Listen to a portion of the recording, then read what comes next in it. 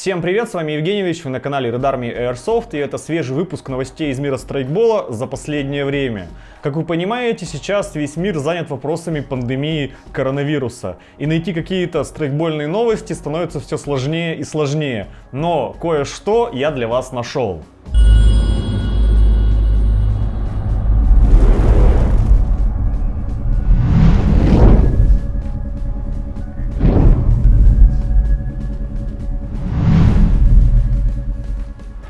Итак, компания StrikeArt анонсировала новинку, которая будет интересна любителям темы бундесвера. Внезапно они решили сделать страйкбольную гранату с активной скобой в форм-факторе немецкой ручной гранаты DM51. Корпус, как и положено, будет выполнен из пластика, методом литья в форму. Инициатор аналогичен МТ-130 и М67. Прямо сейчас StrikeArt думает над темой, делать или нет инициатор с дополнительным защитным колпачком. С одной стороны, с колпачком будет антуражнее, с другой стороны, этот колпачок приведет к удорожанию изделия на 30 рублей. Соответственно, граната будет стоить не 200 рублей, а 230. Стоит делать более дорогую, но более антуражную гранату или нет, можете написать в комментариях. Кстати, StrikeArt уже выложили видеодемонстрацию работы прототипа такой гранаты, правда в корпусе, напечатанном на 3D принтере, но можно оценить работу инициатора. На этом тема темной стороны не кончается. Неделю назад StrikeArt завершили работу над внешними деталями для нового пускового устройства в форм-факторе натовского гранатомета АТ-4. Как вы понимаете, гранатомет является ответом РПГ-26 и будет стрелять страйкбольными выстрелами Стрела-2М, Стрела-2МУ и Игла. Серийное производство и сборка начнутся уже совсем скоро.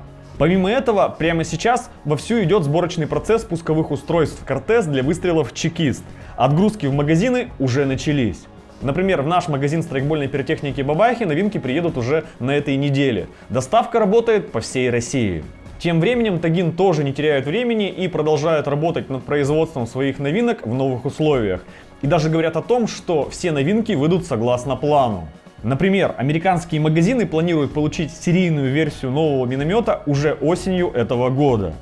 Чтобы не срывать сроки и при этом обеспечить безопасность работы, Тагам пришлось серьезно перестроить рабочий процесс. Число смен увеличено в 2 раза, чтобы сократить число одновременно работающих сотрудников. При этом введен режим работы 24/6.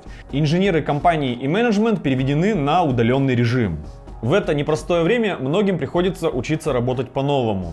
Но, надеюсь, в скором времени ситуация стабилизируется, новинки поступят в продажу, а мы с вами снова сможем играть в страйкбол. Tokyo Marui анонсировали новый привод AK Storm с M-Lock цевьем и телескопическим прикладом, сделанный по архитектуре Next Generation AEG. Каких-то подробностей про внутрянку и конкретный функционал пока не опубликовано. Известно, что новинка будет поставляться с набором аксессуаров, таких как дополнительные респланки на M-Lock, упоры для руки и крепление для прицела Micro Pro Sight. Обещанный ценник примерно $535. Некоторые азиатские магазины даже успели запустить предзаказ. Начало продаж запланировано на 17 апреля, но что будет на самом деле, пока не ясно.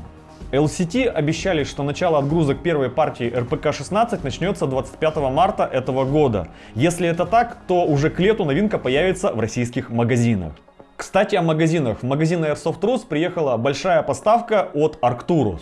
Помимо привычной АК-серии, в тактическом обвесе приехали АЕК-версии ХК-416А5, в том числе в песочной расцветке. Ценник в сравнении с версией от VFC очень гуманный. Еще в Airsoft Rus приехали ручные и подствольные страйкбольные гранатометы. Снова в наличии М320 Ataris в черной и песочной расцветке и свежая версия ГП-30 от Kit Garms. Также появились новинки от СИМа. Это привода серии МК-47, то есть М-ки с магазинами от АК, и несколько моделей спринговых снайперских винтовок в тактическом обвесе. На прошлой неделе в магазин Airsoft Store приехала большая поставка продукции от Acetec. В наличии есть хронографы, трассерные насадки и трассерные модули в глушителе, в том числе компактный трассерный модуль AT2000R. Особенность этого модуля — это компактные размеры, благодаря чему можно сделать глушитель, который с одной стороны будет работать как трассерная подсветка шаров, а с другой стороны глушить звук. Raptor Airsoft наконец сообщили о том, что первая партия ГББ пистолетов MP443 Grudge уже на складах, но, к сожалению, отгрузки они готовы начать только когда решится ситуация с коронавирусом. GHK, судя по всему, повезло меньше. Из-за ситуации с коронавирусом им пришлось отложить серийное производство своей ГББ-версии пистолета Glock 17 Gen 3 на неопределенный срок. Если вы помните, недавно было 1 апреля. Она была, конечно, не такое богатое на розыгрыши, как обычно из-за ситуации в мире, но некоторые все-таки не упустили возможности пошутить на злободневные и не очень темы. Evike Airsoft запустили первоапрельскую утку о том, что они сделали свой бренд туалетной бумаги специально для страйкболистов. Похоже, шутки про гречку и туалетную бумагу нас будут преследовать еще долго.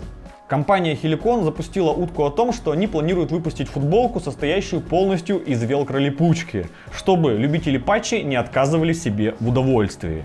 Компания StrikeArt запустила утку о начале продаж бюджетного кита для самостоятельной сборки пускового устройства «Малыш» стоимостью всего 499 рублей. Комплект состоит из гранулированного пластика, заготовки трубы, заготовки из капролона, монтажной платы, набора электронных компонентов, аккумулятора и крепежа. Для сборки вам всего-навсего нужно иметь собственный ЧПУ-станок, токарный станок, термопласт-автомат, паяльное оборудование, оборудование для SMD-монтажа и самоучитель работы SolidWorks. Самое интересное, что в комментариях нашлись люди, которые готовы купить такой комплект.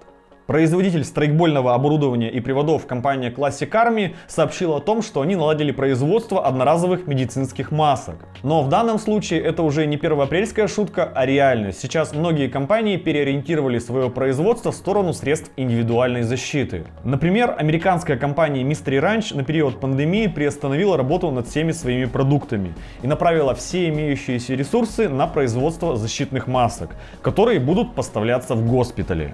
Ну и напоследок считаю необходимым поговорить про страйкбольные игры, а точнее про их отмену или перенос из-за ситуации с коронавирусом в стране. Как многие из вас уже знают, прямо сейчас в целях предотвращения распространения коронавируса и чтобы не нарушать действующее законодательство, происходит массовая отмена и перенос страйкбольных игр в большинстве регионов. Сознательные организаторы отменяют или переносят не только большие игры и открытия, но даже небольшие приватки на несколько человек. Страйкбольные клубы и небольшие полигоны тоже приостановили свою работу. При этом все-таки находятся организаторы, которые проводят или планируют провести игры, несмотря на все риски, запреты и рекомендации, прикрывая все это дело прогулкой в лес или тренировкой. Несколько конкретных примеров вы можете найти, например, на листе. В комментариях к этому видео предлагаю обсудить эту тему и ответить на вопрос, как вы относитесь к участию в таких проектах, несмотря на текущую ситуацию в стране.